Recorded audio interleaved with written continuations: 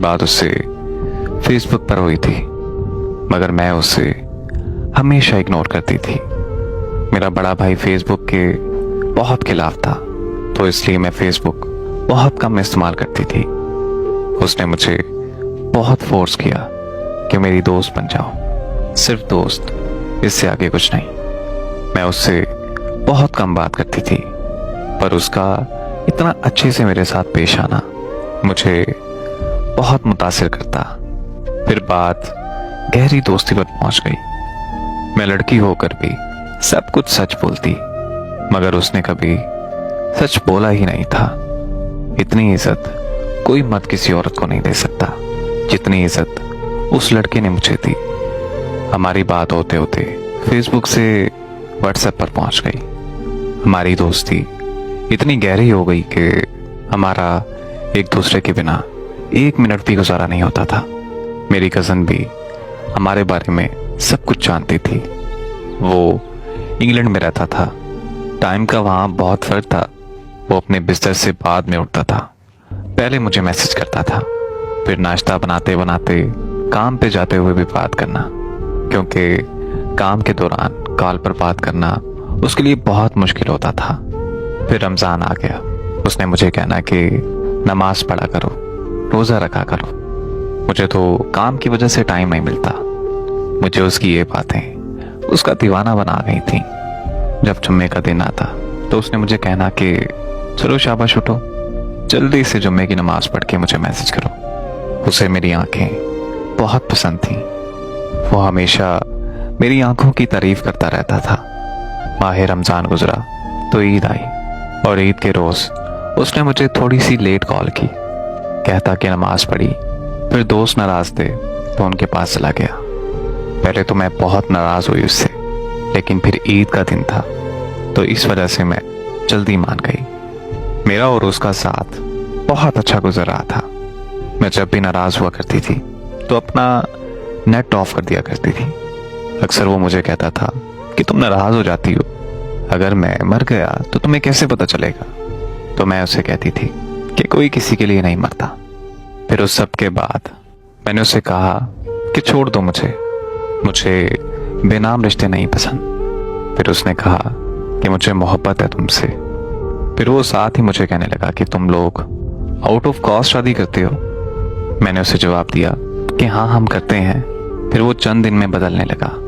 Time देना उसने कम कर दिया, और मैं कहती कि मैं तब तक तुम्हारे साथ हूँ जब तक तुम्हें मेरी ज़रूरत है। वो कहता है कि प्यार में ज़रूरत नहीं बल्कि साथ की ज़रूरत होती है। मुझे फिर उसके लफ्ज़ों से इश्क हो जाता था। फिर मैं एक दिन उससे नाराज़ हुई क्योंकि उसने मुझे छूने की बात की कि मेरा दिल चाहता है कि मैं तुम्हें छूऊं। मुझे उसकी इस बात पर बहुत गुस्सा आया। पहली दफ़ा था कि किसी ने ऐसी बात की मुझसे। मैं उससे बहुत नाराज़ हो गई और मैंने सुबह से रात तक अपना नेट ऑफ कर दिया। उसने मुझे कहा कि एक दफ़ा मेरी बात तो सुन लो। उसने माफ़ी मांगी तो मैंने माफ़ कर दिया। मेरे माफ़ करने पर भी वो मेरे साथ कुछ ना कुछ गलत बात कर जाता था। वक्त भी कम देना शुरू कर दिया उसने। मैं अगर उससे लड़ती तो वो मुझे कहता कि वर्क प्लेस बदला है, जिसकी वजह से मुझे काम ज़्यादा मिलता है, जिसकी वजह से मैं तुम्हें टाइम नहीं दे पाता। एक दिन नाराज़गी इतनी ज़्यादा थी कि मैं उससे बात नहीं कर रही थी, बस उसे हाँ ना में जवाब दे रही थी। उसने मुझे डांटा तो मुझे रोना आ गया। फिर वो मुझे मनाने लगा। जब मैं मान गई तो वो नाराज़ हो गया। उसने गुड नाइट कह के अपना नेट ऑफ कर दिया।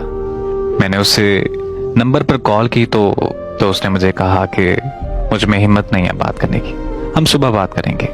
मुझे रोता हुआ देखकर वो पूरी तरह समझ गया कि मैं उसके प्यार में पूरी तरह पागल हो चुकी हूँ। फिर उसने मुझे कहा कि मैंने घर बात की है, पर मेरे अब्बू मेरी कज़न का प्रपोजल एक्सेप्ट कर चुके हैं। मेरे रोने के बावजूद भी वो मुझे छोड़ गया और कहने लगा कि मैं सब कुछ छोड़ सकती हूँ, तो बताओ। मैंने इनकार कर दिया। फिर 4 दिन बाद मैंने उसे जवाब दिया कि हाँ, छोड़ दूंगी।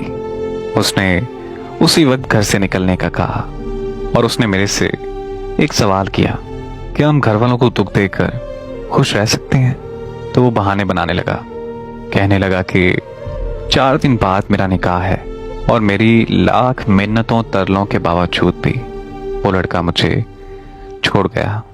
मैंने उसके भाई को देखा हुआ था। मैंने उसके साथ इंस्टा पर राब्ता किया। उसके भाई ने जो बताया वो बिल्कुल उसके बरअक्स था। जो वो मुझे बता रहा था कि मेरा 4 दिन बाद निकाह है, उसके भाई ने मुझे बताया कि ऐसी तो कोई बात घर में नहीं हुई और ना ही मेरे भाई का निकाह हो रहा है। जब मैंने उससे राब्ता किया तो मैंने उसे बताया कि मैंने तुम्हारे छोटे भाई से बात की, तो उसने तो मुझे बताया कि तुम्हारा कोई निकाह नहीं हो रहा और ना ही तुम्हारे निकाह की बात घर में हुई है। जब मैंने उसे ये सब बताया तो वो साफ मुकर गया और उसने मुझे बुरा भला कहा, मुझे गालियां दी और ये सब करने के बाद उसने मुझे ब्लॉक कर दिया। उसकी आईडी भी मेरे पास लॉगिन थी, हत्ता कि उसने वॉइस मैसेज पर भी बात की थी। फिर भी मैंने उससे कहा कि मैं तुम्हें माफ करने को तैयार हूं, मगर वो नहीं माना। उसने अपने दिल पर पत्थर रख लिया था। उसे मेरे रोने पर भी तरस नहीं आ रहा था। मैं उसके आगे रो रो कर भीख मांगती रही, पर वो नहीं माना।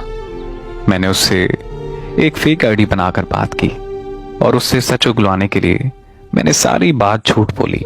और फिर जब पूछा तो कहने लगा, अगर अब तुमने मेरे किसी भी रिश्तेदार से राब्ता किया तो मैं ये भूल जाऊंगा कि मेरा तुम्हारे साथ रिश्ता क्या था और तुम्हारी जितनी भी तस्वीर हैं वो सारी मैं फेसबुक पर अपलोड कर दूंगा। उसने गुस्से से बोला, क्यों मेरे रिश्तेदारों के सामने, मेरे जानने वालों के सामने मेरी सारी इज्जत खराब कर रही हो। हालांकि उसका वादा ये था, इस जहान तो क्या मैं अगले जहान भी हमेशा तुम्हारा रहूंगा। मगर उसे मेरी हालत पर बिल्कुल तरस नहीं आया। उसने दूसरी बार मुझे गालियां दी, मुझे बुरा भला कहा, मुझे बद किरदार कहा और ये सब कहने के बाद मुझे हर जगह से ब्लॉक कर दिया और यूं ही मुझे लावारिसों की तरह मरने के लिए छोड़ दिया।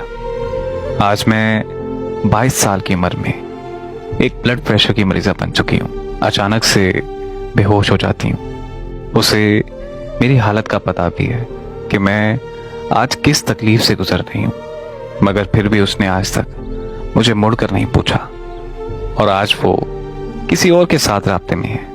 मैंने उसके दूसरे नंबर पर मैसेज किया तो उसने मुझे पहचानने से साफ इनकार कर दिया और तो और उसने अपने गांव का भी नाम सही नहीं बताया था। आज मैं जिस तकलीफ से गुजर रही हूँ ये मैं जानती हूँ या मेरा रब जानता है। बस अब मैं इंतजार में हूं कि मेरे अल्लाह ने मकाफात अमल भी ऐसे ही लोगों के लिए बनाया है।